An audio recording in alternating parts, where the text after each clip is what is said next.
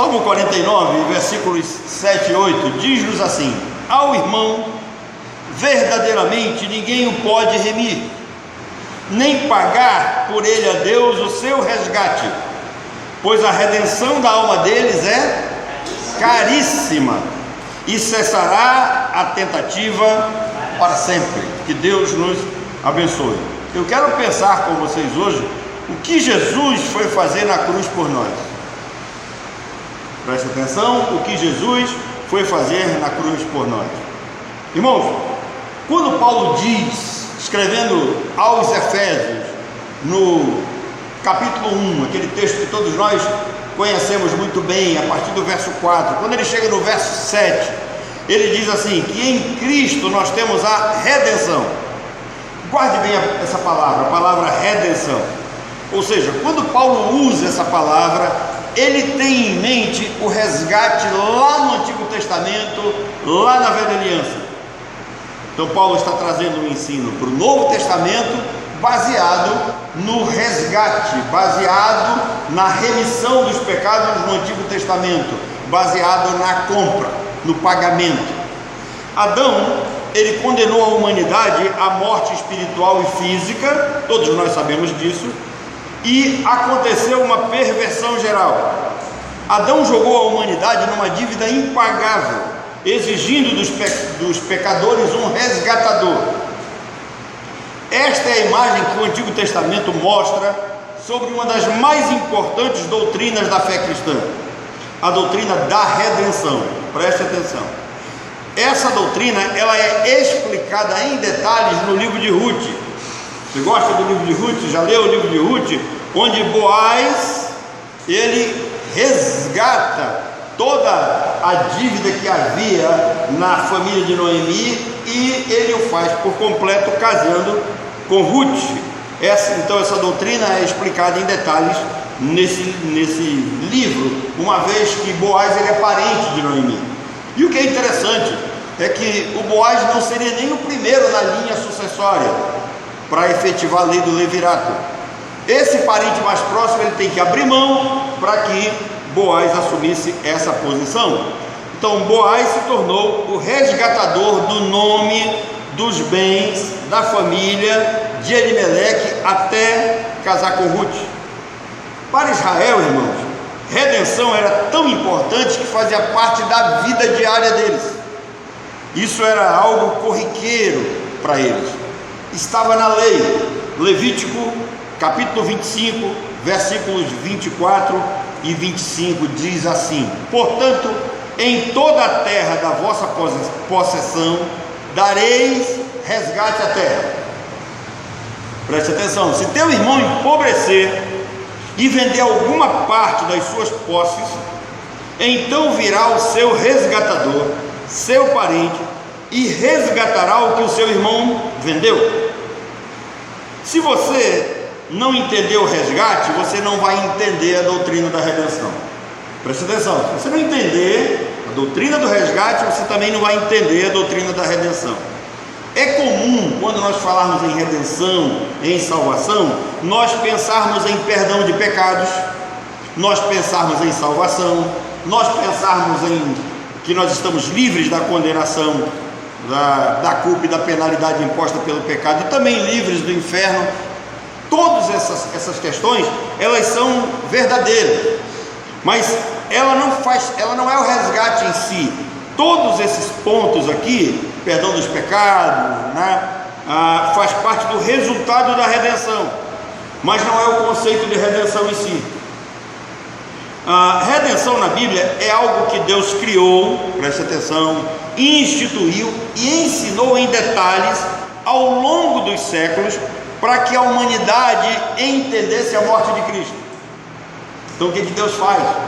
Deus trabalha a doutrina da redenção baseada na vida de pessoas que eram escravizadas, baseada na terra, baseada em dívidas. Então redenção fazia parte da vida corriqueira de Israel, para que Deus estava ali trabalhando eles, para que quando o Messias chegasse, eles entendessem o que era redenção. Então quando Paulo fala em Efésios 1:7 de redenção pelo sangue, os judeus sabiam o que Cristo veio fazer nesse mundo.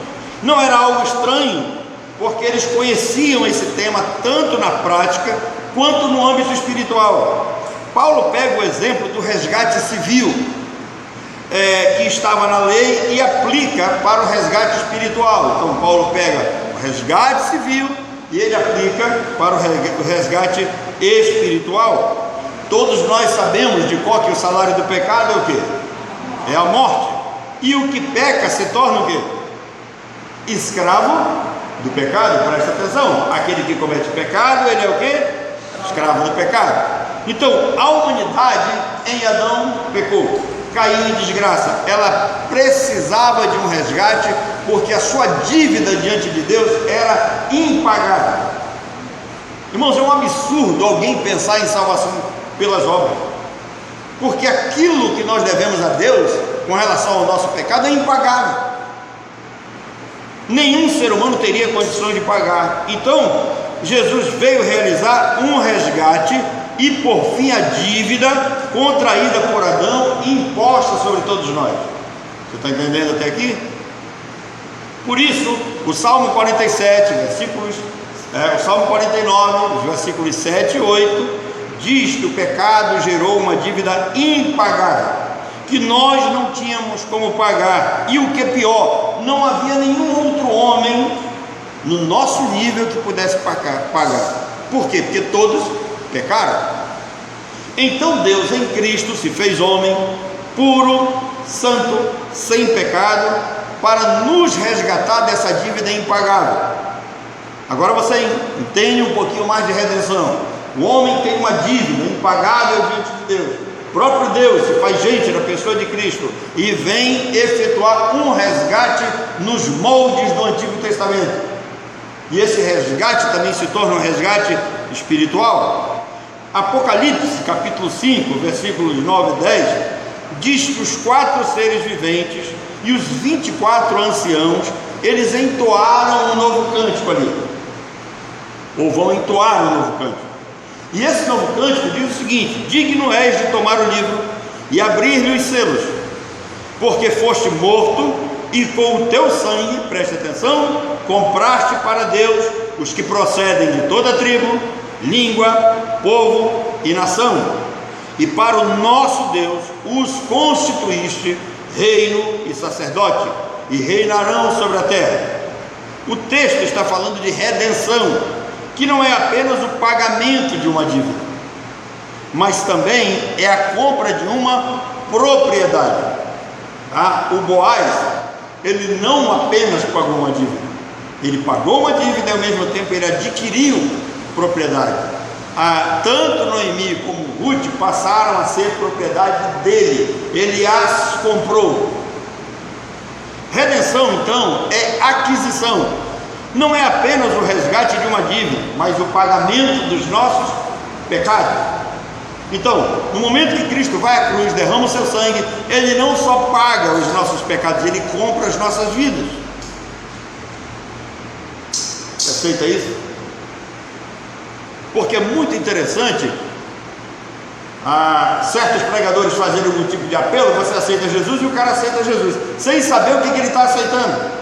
Porque esse ser humano que é escravo do pecado, no momento que Cristo paga a dívida, Cristo não paga a dívida para ele ficar livre para fazer o que bem entende. Cristo paga a dívida comprando possessão da vida dele, efetua uma compra.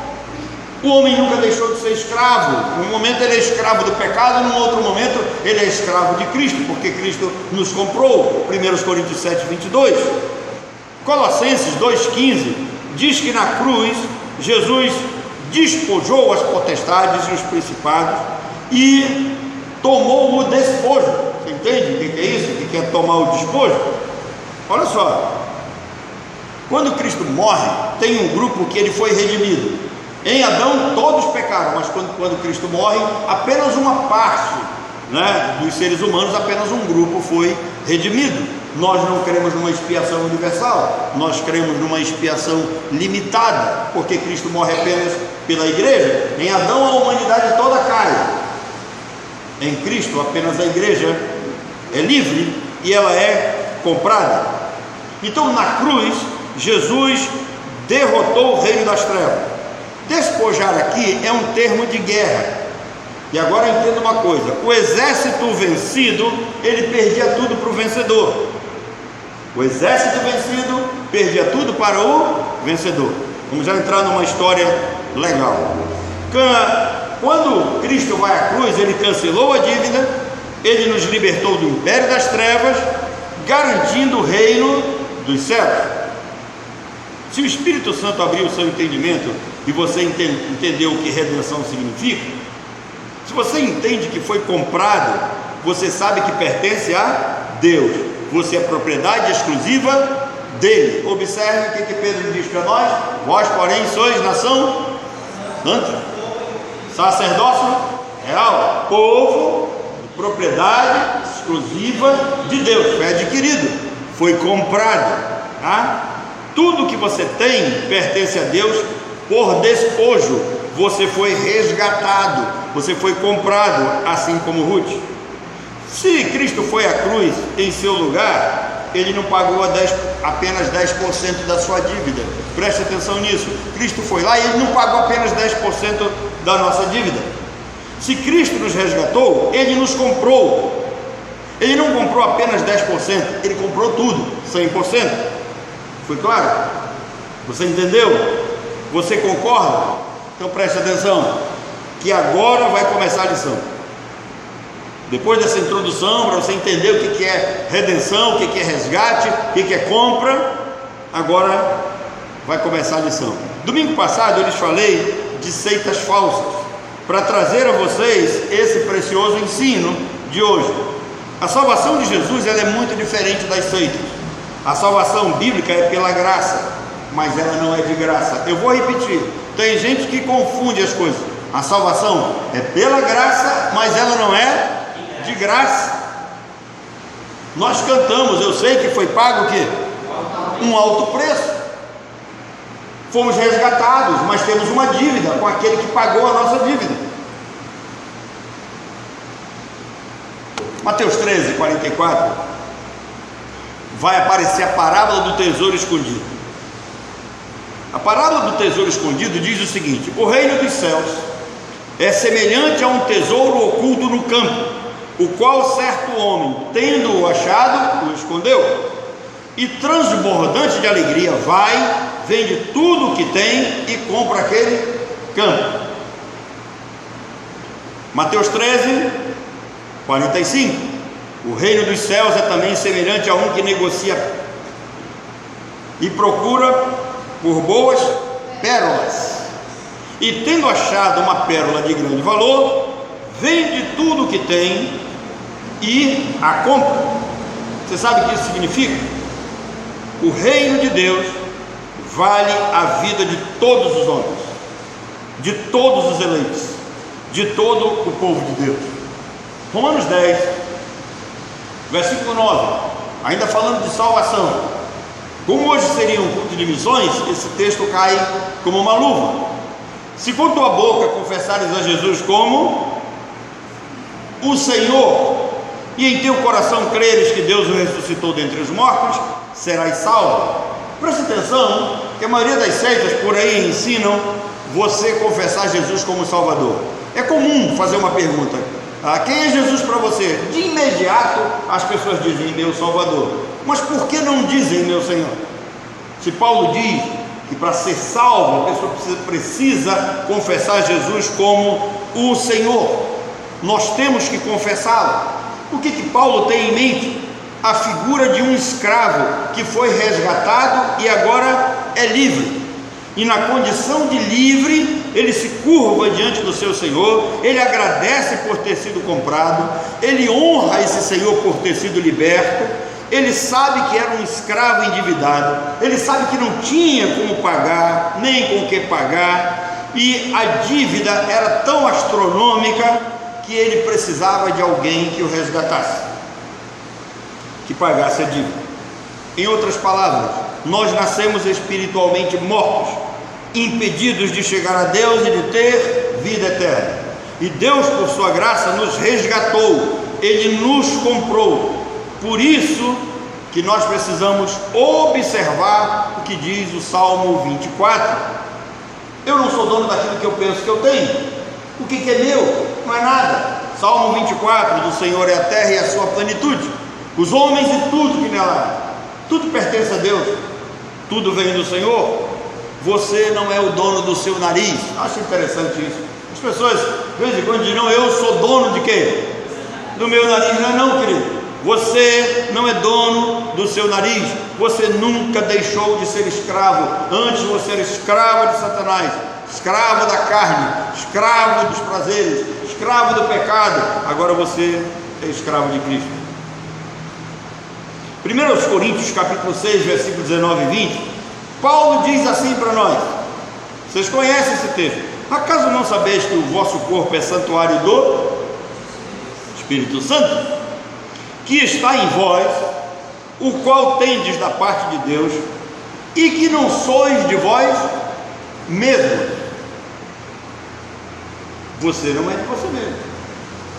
Nós não nos pertencemos. Você não é dono do seu nariz. Paulo vai dizendo: porque fostes comprados por preço.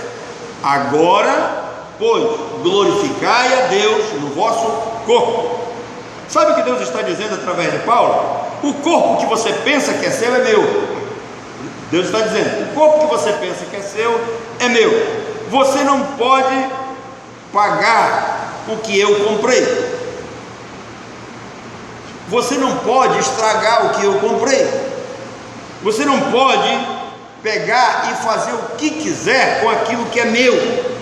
Você não pode fazer o que bem entende com esse corpo como se fosse seu. Irmãos, nosso corpo não é nosso. 1 Coríntios 6, 19. Nossos bens, nossos familiares não são nossos. Ezequiel 18 vai dizer que todas as almas pertencem a Deus, todas as vidas pertencem a Deus. O seu tempo não é seu. Salmo 90, verso 10. Seus dons e talentos não são seus, foram dados por concessão. Agora, você lembra de um texto que é belíssimo, que Davi vai dizer: tua, Senhor, é a grandeza, a honra, a majestade, porque teu é tudo quanto há nos céus e na terra, teu, Senhor, é o reino, e tu te exaltaste por chefe sobre todos, riquezas e glórias vêm de ti, tu dominas sobre tudo, na tua mão está a força e poder, contigo está o engrandecer, e a tudo tu concedes força. Isso é 1 Crônicas 29, a partir do verso 10 em diante. No verso 13 a 14 ele diz assim: agora, pois, ó nosso Deus, graças te damos e louvamos o teu glorioso nome, porque quem sou eu e quem é o meu povo para que pudéssemos dar voluntariamente estas coisas, estas ofertas? Porque tudo vem de ti e das tuas mãos nós devolvemos. Observe, numa linguagem mais moderna: no entanto, o meu povo e eu não podemos de fato te dar nada, porque tudo vem de ti, tudo é teu, e nós somente devolvemos aquilo que já é teu. Irmãos, nós fomos comprados, nós pertencemos a Deus, tudo é dele. Nós administramos aquilo que não é nosso. A Bíblia chama isso de mordomia. Para você entender melhor, mordomia, e lembra da pergunta que eu fiz no início: o que tem a ver José no Egito com o dízimo? Vamos lá, Gênesis 47, a partir do verso 15, diz assim: tendo-se acabado, pois, o dinheiro na terra do Egito e na terra de Canaã, foram todos os egípcios a José e disseram: olha só, acabou o dinheiro, acabou a comida, e os egípcios foram até José. E quando nós falamos da vida de José, da história de José, o que a negada lembra? A negada só lembra da inveja dos irmãos, que ele foi jogado lá na cova, foi dado como morto, depois ele foi vendido, né? E aí ele se tornou governador do Egito. Irmãos, Deus não faz nada por acaso. Por que José se torna governador do Egito? Lá ele tem um sonho. E ele diz que o faraó, vai haver um período de fome, você precisa de alguém que saiba administrar bem, você precisa de um bom administrador, você precisa de alguém que saiba guardar, que saiba tratar com a administração do plantio, que recolha, que guarde em celeiro e tal. E o faraó olhou para ele e disse: você é esse cara. Irmãos, os rabinos dizem que José diz assim: não, eu não sou o cara. Ele diz: é. E notem que o faraó não é burro, porque o faraó chega à seguinte conclusão: se Deus deu o sonho para esse cara, se Deus deu a interpretação do sonho para esse cara, Deus só pode usá-lo. Então o faraó vai colocar ele como a segunda pessoa no comando do Egito. Então acaba tudo, o povo vai lá com José, e aí José vai, compra, dá dinheiro para o povo e diz assim: se vos falta dinheiro, trazei o vosso gado. O povo não tem mais dinheiro. Aí José diz: tragam o vosso gado e eu vos suprirei de tudo que vocês precisarem. Tragam seus animais, eu vou suprir vocês. Então trouxeram o gado a José, e José lhes deu pão em troca de cavalos, de rebanho, de gado e de jumento, e os sustentou de pão aquele ano em troca do seu gado. Um ano. Vindo aquele ano, continua a leitura do texto de Gênesis, acabou o ano, foram a José e disseram: no próximo ano não ocultaremos a meu senhor que se acabou totalmente o dinheiro, e meu senhor já possui os animais. Nada mais nos resta diante de meu senhor, senão o nosso corpo e a nossa terra. Porque havemos de perecer diante dos teus olhos, tanto nós como a nossa terra? Compra-nos a nós. Presta atenção, o que o povo diz? Compra-nos a nós e a nossa terra em troco de pão. E nós e a nossa terra seremos escravos de Faraó. Preste atenção, que coisa dura de se ouvir, mas maravilhosa. Dá-nos semente para que vivamos e não morremos, e a terra não fique deserta. Gênesis diz assim: assim comprou José a terra do Egito para Faraó, porque os egípcios venderam cada um no seu campo, porquanto a fome era extrema sobre eles, e a terra passou a ser de Faraó. Quanto ao povo, ele escravizou de uma a outra extremidade do Egito. Entenderam? Tem nada de graça não, irmão. O José não é bonzinho não. Ele escravizou o povo de uma a outra extremidade do Egito. Ele disse: eis que hoje vos comprei a vós outros e a vossa terra para Faraó. Aí tem de semente, semeai a terra. Das colheitas darei o quinto a Faraó, e as 4 partes serão vossas, para a semente do campo e para o vosso mantimento, e dos que estão em vossas casas, e para que comam as vossas crianças. Responderam eles: a vida nos tens dado, nós devemos a nossa vida ao Senhor. Achamos mercê perante meu Senhor, e seremos escravos de Faraó. A Bíblia chama isso de mordomia.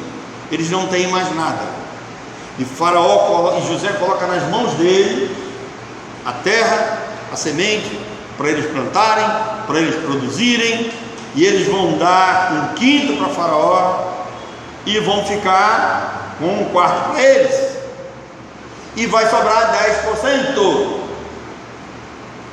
para manter o palácio. Qualquer semelhança conosco, irmãos, não é coincidência. Pensem comigo, quem era o dono do Egito? Faraó. De quem era o povo? Do Faraó. A mão de obra, a quem pertenciam os equipamentos, os animais, as sementes usadas no plantio? De quem era a colheita? Do Faraó.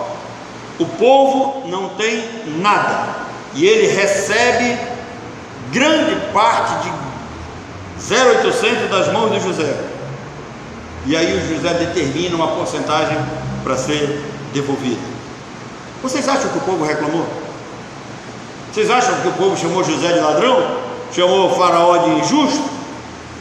Mas tem nego que pensa que Deus é injusto porque pede 10%. Porque ele acredita que tudo que ele tem é dele. Ele ainda não entendeu o resgate na cruz. Ele ainda não entendeu o tamanho do pecado dele. Ele ainda não entendeu o tamanho da dívida. Ele não entendeu que foi resgatado. Se ele não foi resgatado, ele não é salvo. Salvação é por graça, ela não é de graça. Então, em Gênesis 47, 25, eles responderam: o Senhor salvou a nossa vida e tem sido bom para nós, seremos escravos do rei. Irmãos, Deus salvou a nossa vida. Nós temos salvação eterna em Cristo, seremos escravos de Cristo. José disse: agora tudo é de Faraó, o rei não quer que vocês vivam como escravos. Interessante. Tudo é de Faraó, mas o rei não quer que vocês vivam como escravos. O rei vai dar a terra para vocês. Vocês vão morar na terra dele, mas vocês vão morar. O rei vai dar semente, vocês vão plantar, vocês vão colher, vocês vão comer, vocês vão poder vender parte disso, vocês vão ter uma vida, coisa que vocês não tinham. Você já tinha lido Gênesis 47 pensando nesse pressuposto? Irmãos, resumindo, descontando tudo que tinha para descontar, diz um rabino que ficou em torno de 10% para manter o palácio. Interessante isso. Para manter o governo, para manter o palácio. E mais, José diz assim: para que vocês sejam gratos por terem sido redimidos. Irmãos, todas as vezes que você vem aqui, você deposita nesse local o seu dízimo, você está dizendo, está sendo grato a Deus por ter sido resgatado. Você tem esse entendimento? Vocês entenderam essa lição até aqui? Cristo foi na cruz realizar um resgate. Ele nos comprou. Tudo o que nós achamos que é nosso é dele. E ele pede apenas 10% para manter o templo, para manter o culto, para manter os que servem e os que necessitam do templo. Dízimo é resultado de redenção, de uma compra efetuada lá no Calvário, e ela veio acompanhada de expiação, quando a morte de Cristo nos compra e nos reconcilia com Deus. Quem entende isso, irmãos, não tem problema com dízimo, devolve por gratidão. E mais, no simbolismo da numerologia bíblica, 10 é símbolo de uma figura de redenção. Dízimos e ofertas são atos de gratidão pelo resgate de nossas vidas, através do sangue de Cristo. Você entende agora porque Deus chamou a turma de ladrão lá em Malaquias? Tem gente que se ofende quando lê Malaquias capítulo 3, diz: esse negócio é do Antigo Testamento, isso aí estava na lei. O sujeito não entende absolutamente nada, não conhece nada de Bíblia. Os caras que ficam criticando isso aí na internet são tudo, desculpa a expressão, bando de tapado, não sabe nada, nunca tiveram seus olhos abertos. Os caras continuam fazendo uma interpretação rasa das Escrituras. O Espírito Santo nunca abriu os olhos deles. Tem mais coisas aí. Entenda uma coisa: Deus não tira 10% de você. Tem gente que pensa que Deus tira 10% dele. Deus não tira 10% de você. Deus deixa você usar 90% que é dele. Você devolve 10% para o templo e usa 90% que é de Deus. Não é seu. Você não tem nada. Eu não tenho nada. E antes que alguém diga para mim assim: não, isso é coisa do Antigo Testamento, isso é coisa lá da lei. Vamos para o Novo Testamento então. Hebreus capítulo 7, né? Outra história belíssima. Hebreus capítulo 7 volta o dízimo ao período de Abraão. O escritor da carta aos Hebreus, Novo Testamento, Nova Aliança, ele vai falar de dízimo e ele volta lá para o período de Abraão, antes da lei, antes do sacerdócio levítico, antes do tabernáculo. Então Abraão vai a Melquisedeque como prova de tudo que vimos até agora. Vou mostrar esse texto para vocês. Em Gênesis 14, é aqui a primeira vez que dízimo aparece na Bíblia. Dízimo aparece na Bíblia, em Gênesis 14, pela primeira vez, Abraão dando dízimo diante de Melquisedeque. Agora, olha como a história é belíssima. Houve uma guerra de 5 reis contra 4 reis. E no bojo desses reis, como diria Rogério Magno, está Ló. E Ló está dentro daqueles que foram derrotados. Então os 4 reis venceram os 5 reis, e Ló, que estava morando em Sodoma, vocês lembram? Abraão disse: escolhe para onde você for, eu vou para outro lado. O Ló, achando que a bênção depende da terra, depende do que ele planta, dependia dele, ele escolhe o quê? O que tinha de melhor, e vai parar em Sodoma. Acontece a guerra, 4 reis, derrota 5, e o Ló é levado cativo, é levado escravo. Aí um fofoqueiro santo chegou com Abraão e disse: olha, Abraão, aconteceu uma guerra lá, o pessoal de Sodoma foi escravizado, e o teu sobrinho está metido no meio lá. Ele foi levado como escravo. O Abraão disse: vamos lá resgatar o Ló. Ele é meu sobrinho. Tem um negócio interessante: se a dívida do Ló fosse contraída por dinheiro, o Abraão resgataria pagando a dívida, mas não foi. Ló foi conquistado e foi escravizado pela espada. Abraão disse: eu vou resgatar pela espada. O que Abraão faz, né? Ele junta 318 homens que lutaram e derrotaram os 4 reis que venceram os 5. Então todo despojo de guerra dá em torno de 9 aqui, 9 reis. Abraão não precisava de dinheiro, ele já era rico quando ele foi lá. Ele vai lá, luta, resgata o sobrinho e volta muito mais rico do que já era. Então Abraão liberta Ló, pega todo esse despojo. E aí, irmãos, a história paralela conta que Abraão está voltando, e o rei de Sodoma vai até Abraão e diz assim: Abraão, me devolve o povo. Você não precisa do povo. Sem povo eu não sou rei, cara. Me devolve o povo. Pega os despojos, pega tudo, todos os bens, fica com você, mas me devolve o povo. Irmãos, a história paralela diz que Abraão olhou para o rei de Sodoma e disse assim: eu não quero uma sandália tua. Interessante isso que aconteceu aqui, para a gente entender. Não pense que se a gente pegar alguma coisa que não é nossa, nós vamos prosperar. Não, não, irmão. Abraão disse: olha, eu não quero uma sandália sua, quero nada seu. E aí Abraão diz: eu vou te dar umas coisas, mas antes disso ele separa o que tem de melhor. Ele separa os melhores despojos. Depois em casa você lê Gênesis 14 com mais cuidado. E ele vai até Melquisedeque. Melquisedeque é sacerdote do Rei Altíssimo. Ele é uma figura de Cristo, e aqui é uma figura da nossa redenção. E quando Abraão chega diante dele, como é que ele recebe Abraão? Ele recebe Abraão com pão e vinho. Pão e vinho são os elementos que mostram Cristo nos resgatando na cruz do Calvário. O pão representa o seu corpo, que foi entregue por nós. O vinho simboliza o seu sangue, que foi derramado por nós. O Messias, Jesus ali que vem para nos restituir, é apresentado a Abraão. Então Abraão chega lá como uma espécie de sacerdote, vocês vão já entender. E ele dizima diante de um sacerdócio superior a ele. Por quê? Porque Melquisedeque é um tipo, uma figura de Cristo.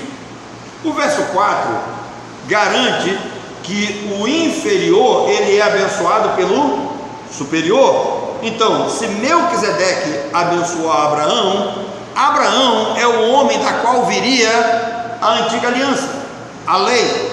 dos dízimos no sacerdócio levítico. E aí tem um negócio muito interessante. Melquisedeque então ele é superior a Abraão. Agora, por que o texto fala de superioridade de sacerdócio? O texto coloca Melquisedeque, sacerdócio do Deus Altíssimo, superior, elevadíssimo a Abraão.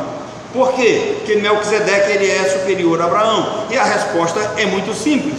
Abraão estava ali representando o sacerdócio levítico, que é inferior ao sacerdócio de Melquisedeque e de Jesus Cristo. Se você abriu a sua Bíblia em Hebreus no capítulo 7, veja o que diz os versos 9 e 10. Quando Abraão pagou a 10ª parte, Levi, cujos descendentes recebem a 10ª parte, também pagou. Verso 10. Pois Levi não tinha nascido. Quem é Levi? Bisneto de Abraão. Pois Levi, a Bíblia diz, pois Levi não tinha nascido, ainda estava no lombo de Abraão. Essa expressão, estava no lombo, estava no corpo, é uma expressão para mostrar que ele estava predestinado a vir de Abraão. Muita gente não gosta disso. E vocês já prestaram atenção que eu já disse várias vezes para vocês que quando Cristo vem a esse mundo, ele traz na costela dele, como segundo Adão, o número dos eleitos, que a igreja é um mistério oculto em Cristo. Levi era um mistério oculto em Abraão. Então Abraão chega lá, se curva diante de Melquisedeque, com o bisneto nos lombos. Levi, do homem que viria o sacerdócio levítico. Jesus é tão superior que ele é sacerdote segundo a ordem de Melquisedeque. Ele é da tribo de Judá, ele não é da tribo de Levi. Então, queridos, quando Abraão, bisavô de Levi, entrega o dízimo figuradamente, todo o sacerdócio levítico estava se curvando diante de um sacerdócio maior, que é o sacerdócio de Melquisedeque. Melquisedeque lhes apresenta pão e vinho, e eles simbolicamente dizem: os dízimos que sob a lei recebemos passam agora a ser seus.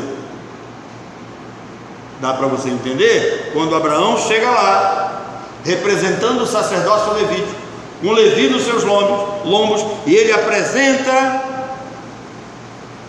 tudo aquilo ali diante de Melquisedeque. Ele está dizendo: nós, como homens de um sacerdócio humano, temos o direito e o poder de receber dízimos. Nós agora estamos ofertando diante do Senhor, reconhecendo que o Senhor é um sacerdócio superior a nós. Isso significa, queridos, que enquanto houver sacerdócio, vai haver dízimo.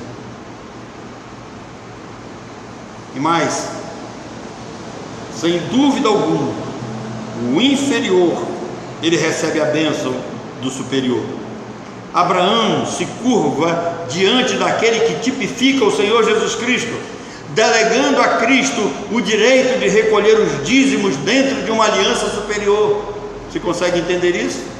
Uma aliança passageira, uma aliança que era liderada por homens, agora passa a se curvar diante de uma aliança eterna, infinita, inquebrável. Essa aliança. Aí eles dizem assim: no primeiro caso, quem recebe o dízimo são homens mortais, sacerdócio levítico. No outro, caso de Melquisedeque, o caso de Cristo, é aquele de quem se declara que vive eternamente. Se os mortais recebiam o dízimo, quanto mais o eterno. Irmãos, quem ainda não entendeu que o dízimo é resultado de um resgate, de redenção e de morte eterna, quem ainda não aprendeu que dizimar é um ato de gratidão por ter sido comprado, não entendeu a doutrina da redenção pela graça em Cristo Jesus. A nova aliança proporciona uma transformação interior de mente e de coração, que só pode ser produzida através de uma regeneração espiritual. Deus disse: nas suas mentes imprimirei as minhas leis. As primeiras foram impressas em tábuas de pedra, as segundas são impressas na mente do crente. O crente que nasceu, verdadeiramente ele tem isso impresso na sua mente. Ele não tem problema, é intrínseco, faz parte da sua vida. Isso vem através do ministério do Espírito Santo. O apóstolo Paulo explica isso em 2 Coríntios capítulo 3, versículo 3.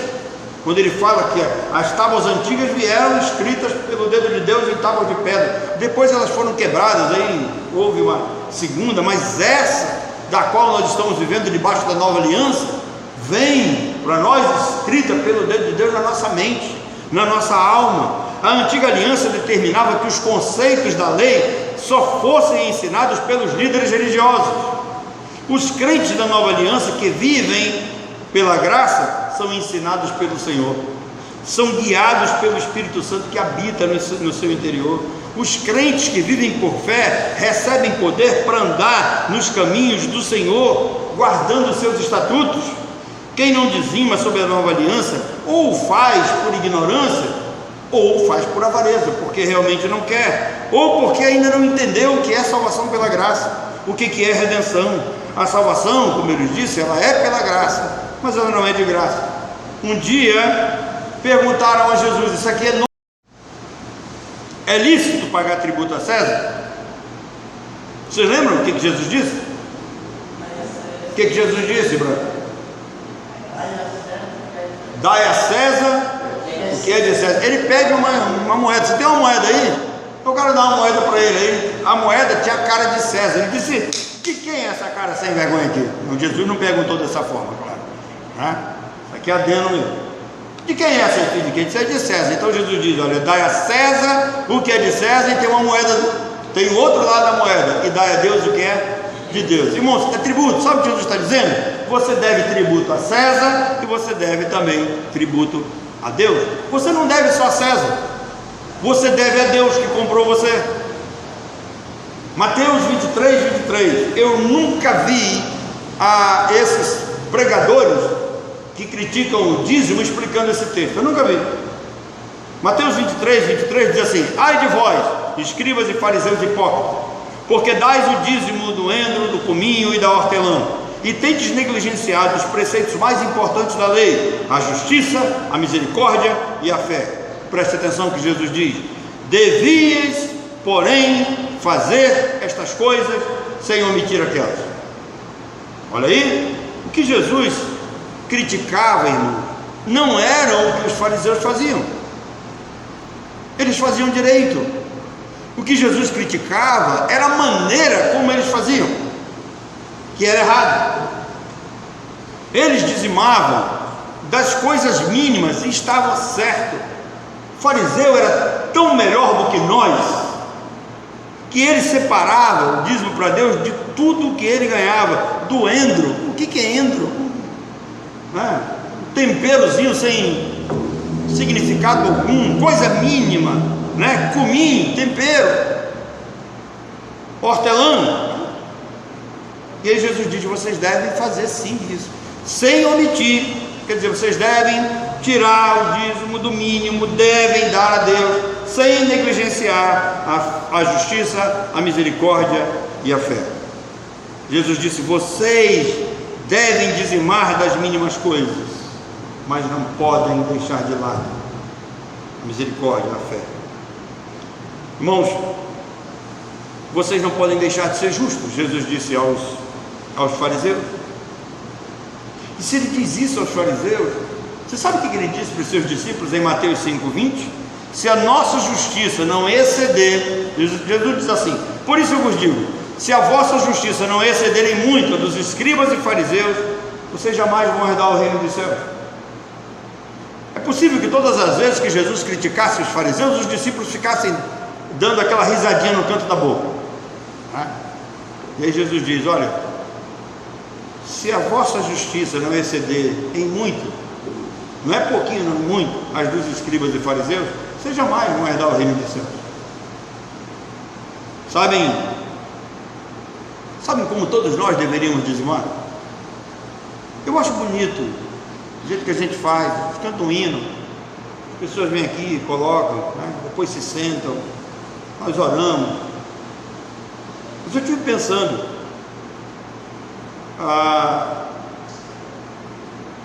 o dízimo de Abraão. Como Abraão chega? Ele não chegou lá, não teve ninguém cantando hino, ele não foi lá, entregou, virou as costas, não. Nós deveríamos fazer assim. Nós deveríamos nos ajoelhar aqui e dizer: Senhor, Nós somos eternamente gratos, porque o Senhor nos redimiu, o Senhor nos comprou. Nós somos detentores de uma dívida impagável. Se o Senhor não nos tivesse escolhido, nós jamais poderíamos receber e herdar a salvação. Nós somos propriedade sua, Senhor. Nós não nos pertencemos. Tudo que está nas nossas mãos é teu. Tudo, aquilo que chegou até nós, é teu.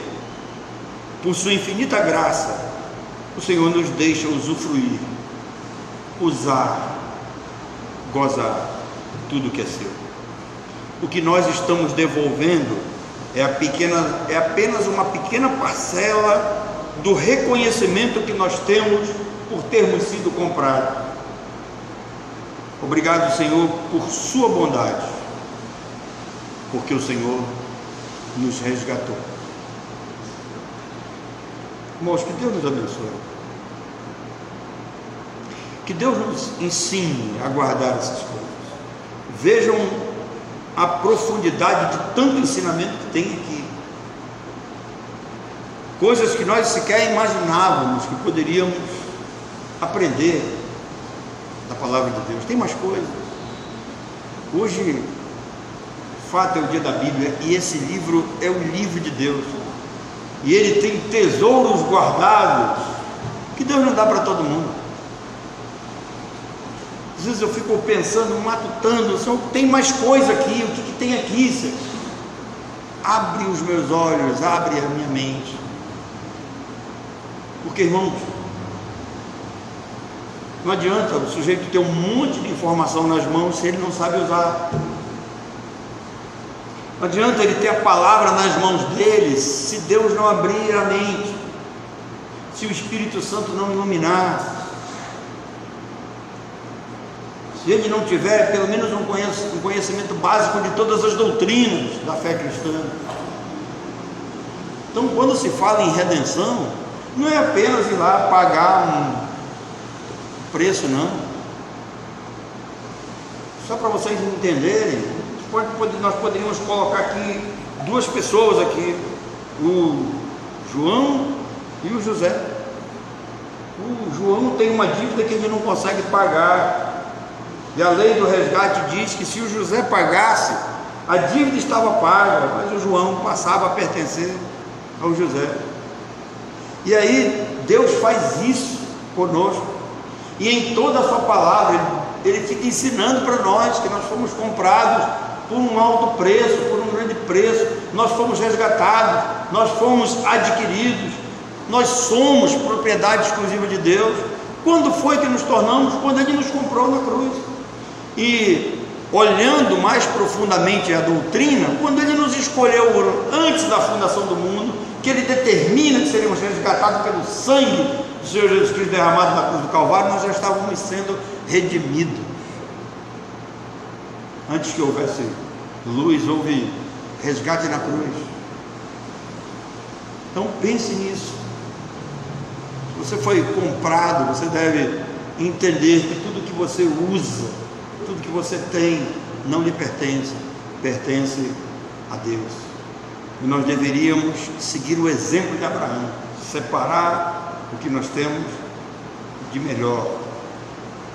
A gente vai ficando velho, vai ficando às vezes meio relapso, né? Mas eu lembro que teve um período da nossa vida que nós tivemos assim com muita dificuldade financeira, eu, né, a dona Orlene e os filhos dela. E quando nós, nossa, minha mãe já puxou, é brincadeira, estou descontraído.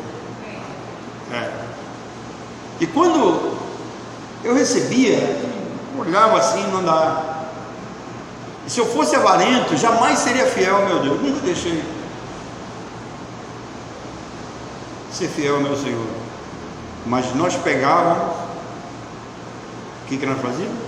Nós nos ajoelhávamos e nós orávamos. Senhor, não dá. mas esse aqui é teu, não é nosso. Irmãos, e Deus nos abençoava, como tem nos abençoado até hoje. Deus às vezes move o coração de alguns irmãos aqui que são extremamente generosos e supre as nossas necessidades. Se Ele não abrir a janela do céu, não derramar uma bênção sobre nós, não vai ser a nossa inteligência, não vai ser a nossa capacidade de administração que vai resolver o nosso problema. Pense nisso. Você foi comprado, você pertence a Deus, e esse resgate exige a devolução de uma porcentagem que não é sua. E não pensem que Deus não cobra. Deus cobra. Deus cobra. Em breve eu vou falar para vocês daquele salmo em que o povo foi levado cativo para a Babilônia, e eles diziam assim: junto aos rios da Babilônia nós nos assentávamos e chorávamos, lembrando de Sião. Por quê? Porque foram infiéis, nos dizem, e Deus os levou cativo para a Babilônia. Que Deus nos abençoe. Vamos orar.